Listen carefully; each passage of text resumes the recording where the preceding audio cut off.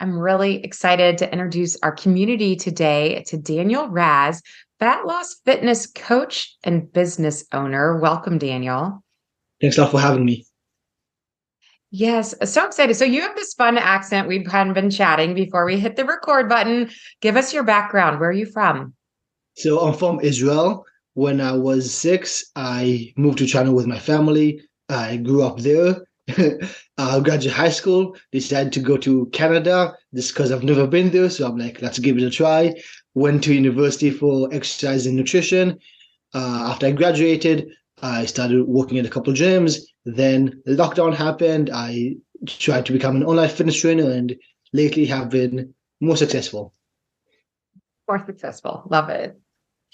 Okay, that's the quick and dirty. We Yep. got Daniel's background. Yes. Basically, my entire life. Yeah. Oh, wrapped up in 1 minute. Thank you. Okay, so you and I connect on a lot of elements, and I feel like one of the first spots that I want to start with you and hear how you speak over your clients is the whole idea that we have to get our mindset wrapped around this healthy lifestyle to make true ultimate changes. So, how do you go about doing this with your people?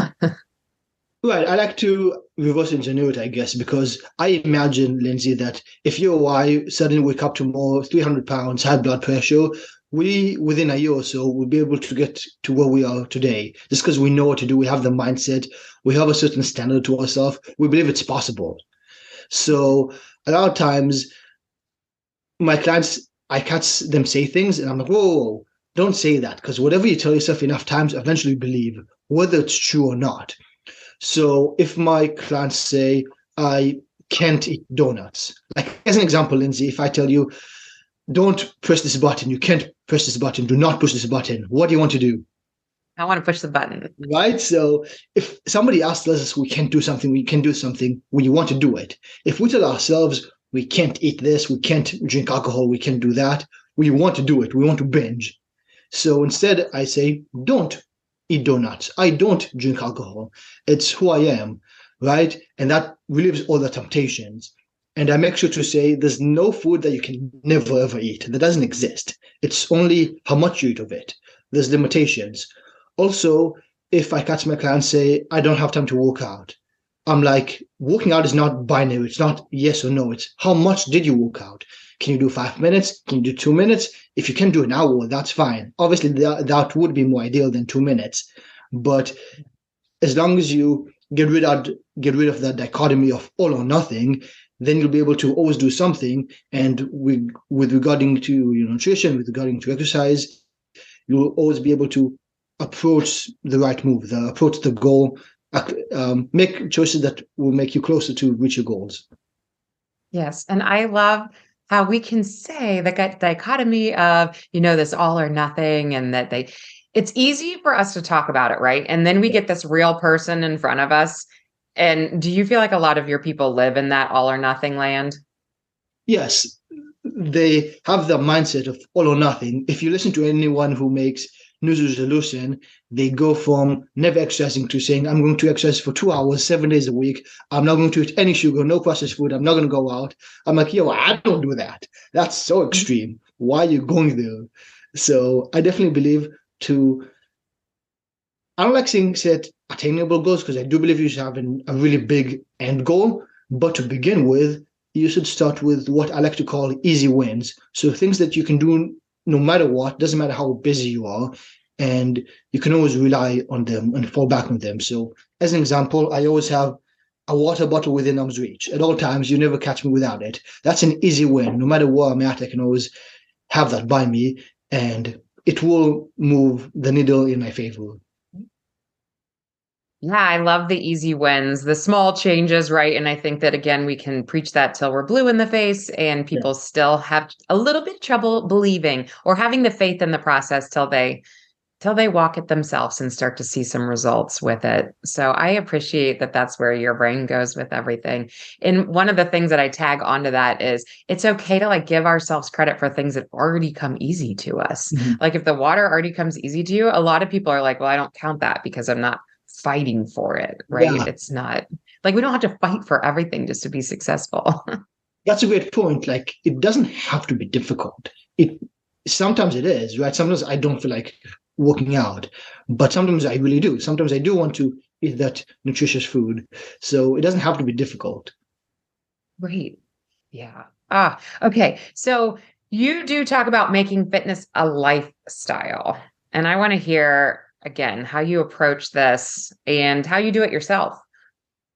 Definitely. My goal, even though I'm a fitness influencer, is not to look good on an Instagram picture, right? It's not to look good on an Instagram post. I want to look good all the time, right? And my client's goal is not to show off on Facebook, maybe that too, but mostly to be a role model for the kids, be healthier, live longer, have more energy, be able to focus on other tasks, be sick less often. That's the actual goal, right? So there's no point in going on a crash diet or going something.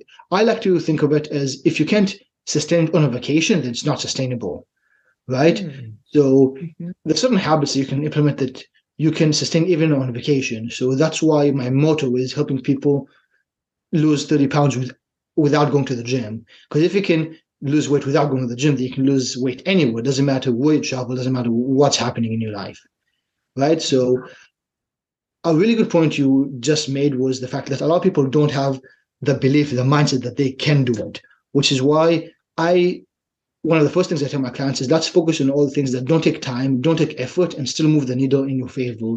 Because if you mess with those, you'll already be in the top 20% of health, right? And that'll give you the confidence to work out harder, to push yourself harder in other areas. Right, right. Okay, so many things to go back and I'm getting unpack there, excited. though, I'm for a getting minute. technical now. We're getting into it, getting warm. Okay, so I want to go back and let's take your model of I'm going to help you do all this success without stepping foot in the gym.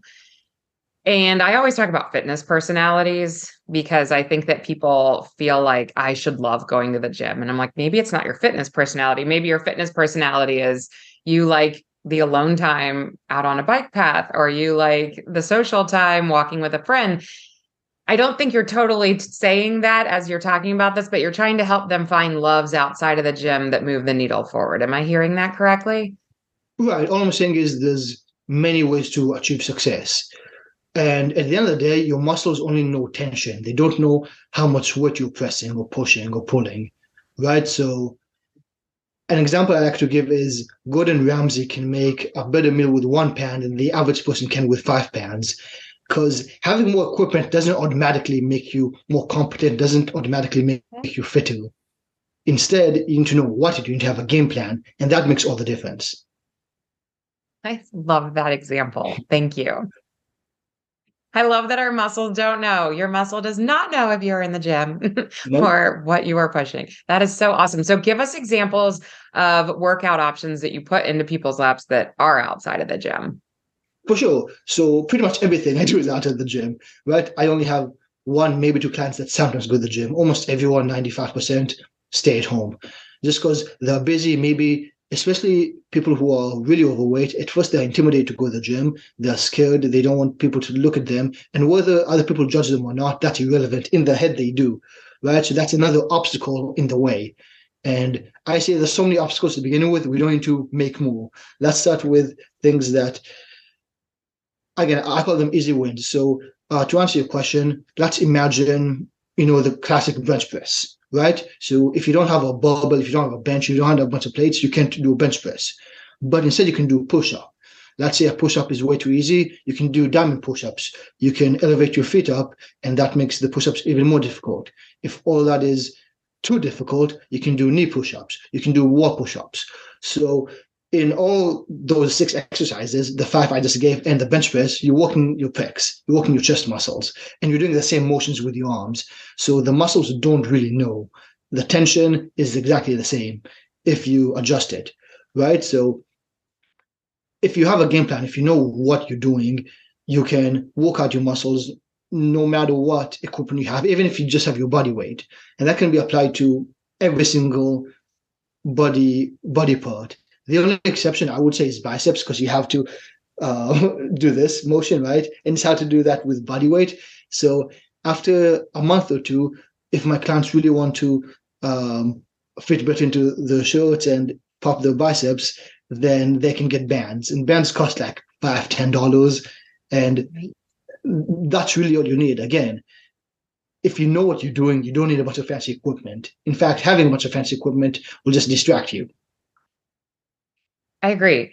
So many things again. Like I love that you're highlighting that every exercise, every movement we can amp it up and we can tailor it down as the person needs, which is so important. And having our people listen to their bodies. And then the equipment, sometimes I have found when my clients keep gathering equipment in their house, it like plays on the whole mental component of guilt that Yeah. I've paid money, I'm looking at it, I'm not using it, it's holding my laundry. Like it kind of feeds into the negative aspect of trying.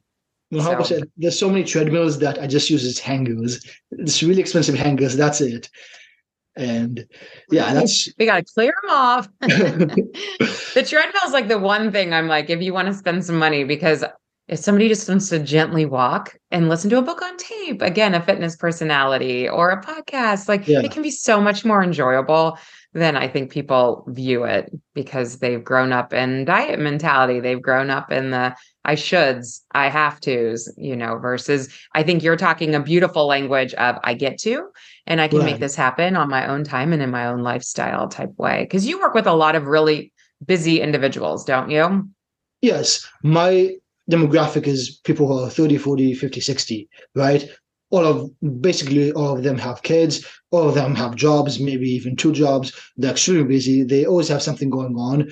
So even just from a convenience standpoint, driving to the gym, getting changed, going over there, having to wait to a machine, um, seeing a bunch of meatheads maybe take your machine, that can all be a barrier. But if you can get confident within your body at home, then later, if you want to take your fitness to the next level, sure, you can go to the gym. I always say if you want to look like Arnold Schwarzenegger, if you want to be an Olympic bodybuilder, do not come to me. I'm not your guy, right? Yeah. But if you have 30, 40, 50, 60 pounds to lose and you just want to maybe have a flatter stomach, you just want to have more energy, I can definitely believe that you can accomplish that without going to the gym as long as you have a game plan, as long as it's customized, as long as you have daily accountability. Because at the end of the day, that's the most important part, being consistent.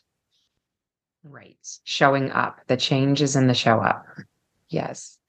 So you do, I feel like you hold this like weight loss type niche. And is there a reason why you say fat loss fitness coach versus weight loss? Do you differentiate between those words? I mean, weight loss obviously includes water weight and muscle as well. But for whatever reason, fat loss just resonates with people more.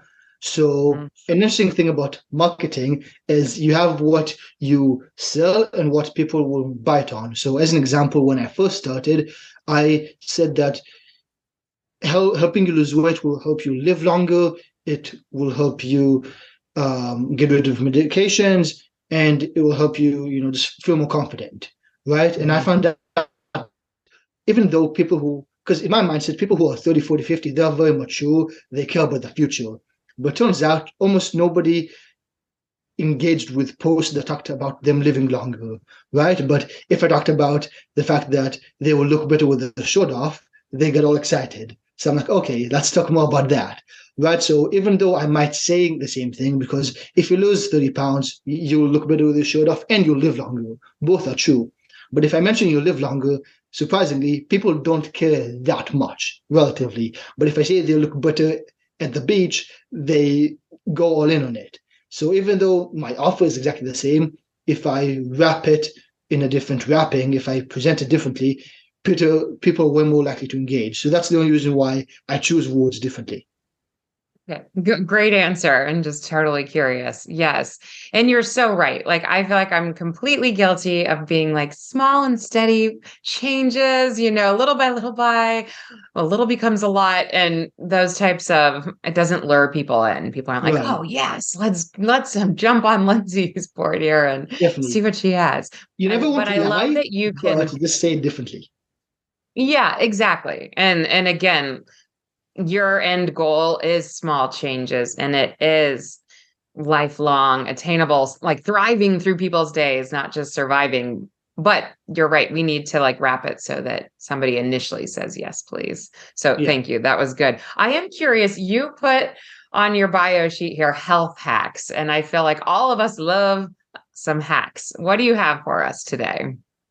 Right. So I recently started calling it easy wins because health hacks sounded cool to me. But again, if it doesn't resonate with people, it doesn't matter how effective it is. If they don't buy it, if they don't like it, then nothing will happen. So I'm going to start changing it to easy wins because I feel like people get that mentally a lot easier. But for me, health hacks simply means things that move the needle in your favor that don't take a lot of time or effort.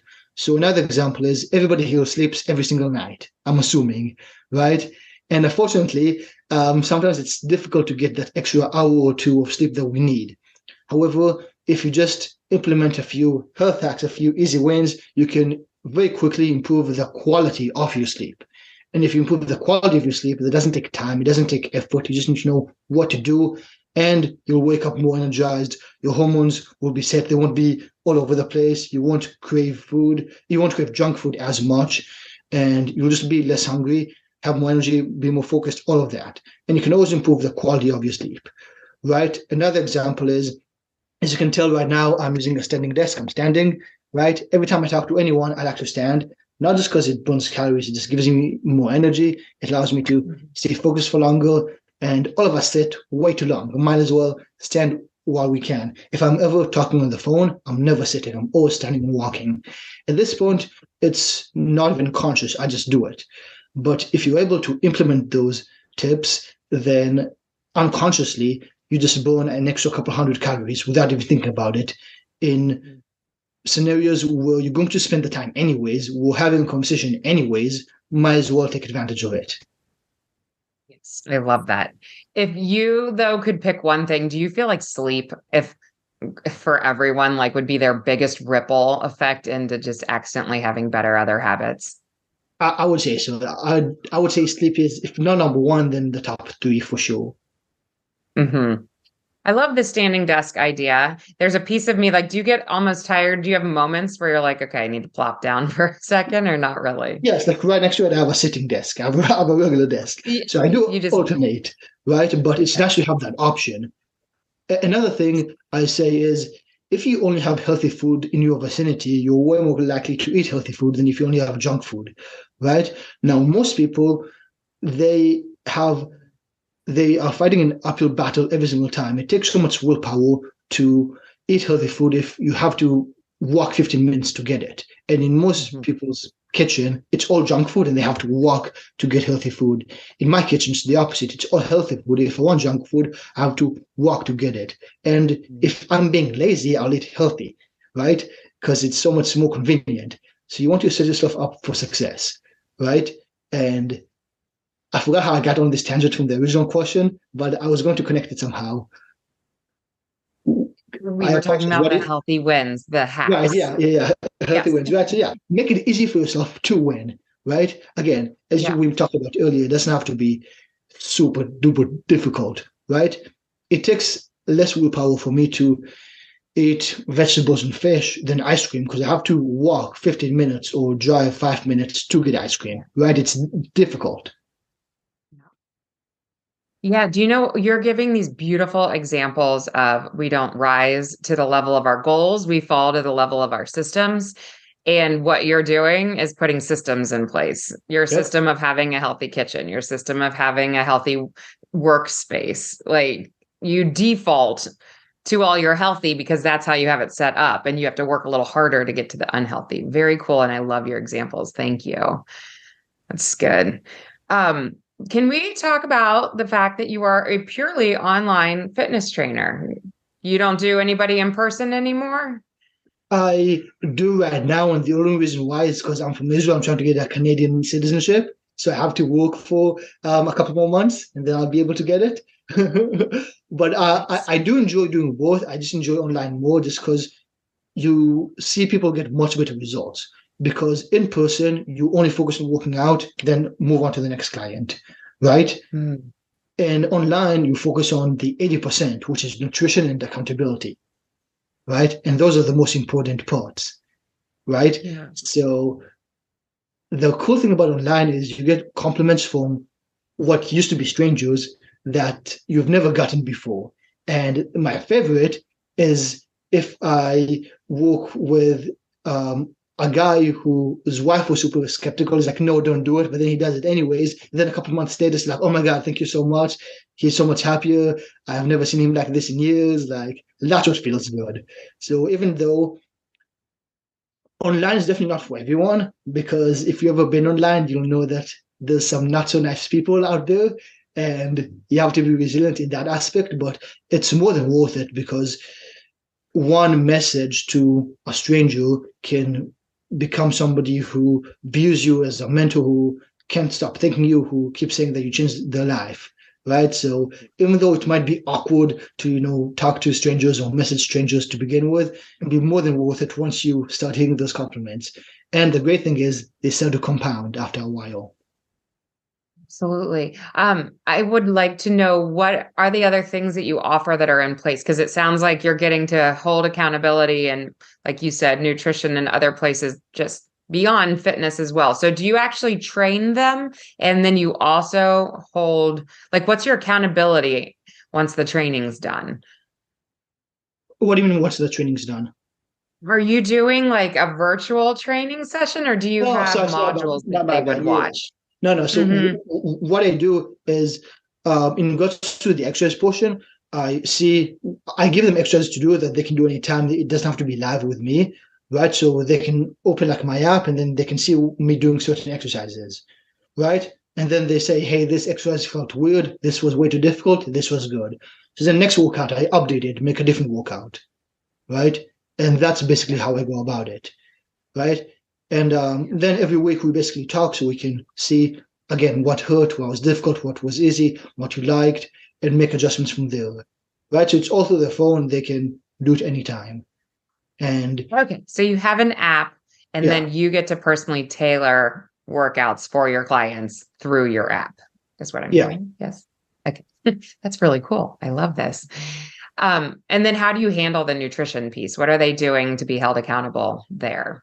Right. So firstly, I tell them I separate the principles from the individual preferences. So a principle is if you burn more calories than you consume, you will lose weight. Right? That applies to 100% of mammals. It's biology. You can't escape that. An individual preference is keto, for example. Keto does work phenomenal for some people. It doesn't work well at all for other people, right? So it's not like keto is the magic for everything, right? So I differentiate between all the principles that work for 100% of humans. So another example, as we talked about, drinking water. If you're constantly dehydrated, you're looking for bloated. People who are dehydrated, which is the majority of the population, hold more water weight because your body feels that you're not getting enough water. But if you drink excess water, then your body's like, okay, I'm getting plenty of water. I don't need to hold on to any water weight, so I'll flush it all out. Right? So in general, people who drink more water, then they'll lose a lot of water weight real quickly. That's a principle that applies to all humans, right? Mm-hmm. And the individual preference is, let's say, intermittent fasting. Again, might work great for some, not for others. So once we differentiate those, then I can say from the individual preferences, as long as you hit a certain amount of calories in protein, which I tailor to them, then you'll be successful, right? Because that's like a principle. But in terms of exactly what you eat, I tell them to take a picture or let me know what they eat, and then I can adjust, right? Mm-hmm. And I do tell my clients to record what they eat at least for a couple of weeks. They don't have to do it forever, but just for a couple of weeks, because as you know, people have a huge disparity between what they think they eat and what they actually eat, right? Mm-hmm. People think they eat this much amount of calories or this much amount of protein, but the reality is it's way off. It's not even close. Right. So there's like a discovering of baselines that you're doing for Yeah, those first couple of weeks to see, yeah. like, do some tracking, do some, yeah.